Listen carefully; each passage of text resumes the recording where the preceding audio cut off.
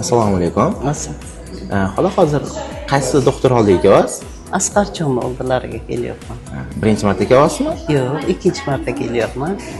Oldin ham kelgansiz. Kelganman. O'tgan yili kelib qulog'imda yiring bor edi, yuqoriga ketayotgan edi. Kelib operatsiya qildirib, apparat qo'ydirdilar 3 oy. Judayam ham ulardan minnatdorman. Demak, xizmatlardan mamnunsiz. Mamnunman xizmatlaridan. Hozir qaysi doktorga kirishdingiz? Abduqodirov Samarqand. Anchadan beri kelasizmi oldinlar yo birinchisimi? 5-6 yildan beri kelaman. Demak, xizmatlardan mamnunsiz. Xizmatlardan mamnunman. Birinchi kelishimdan o'zi mamnun bo'lganman. Oilaviy kelamiz. Har doim kelganda yaxshilab tuzatib keyin shunaqa qaraymiz. Demak, qolganlarga ham tavsiya qila olasiz. Tavsiya qilaman.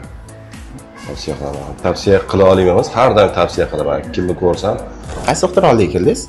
Sharofiddin akaga. Birinchi marta kelyapsizmi? Yo'q, anchadan beri kelamiz. Xizmatlari yoqadi. Yaxshi yoqadi. Hozir qaysi muammo bilan keldingiz? Shu tomog'i og'rigan edi qizimni. O'sha yudirgan olib keldik.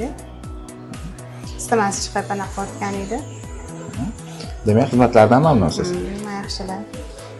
Katta bolalarimga polni ishlaga olib kelaman hammaligini. Bu yerga hozir qaysi doktor oldiga kelyapsiz? Bahodir akaning xona, 3-xonaga. Oldin ham kelganmisiz? Oldin ham kelganmiz. Xizmatlari yoqadi?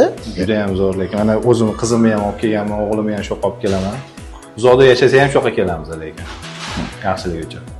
Siz bizni klinikaga tashrif buyurganmisiz? Qaysi shifokor ko'rigidan o'tgansiz? Kommentariyada yozib qoldiring.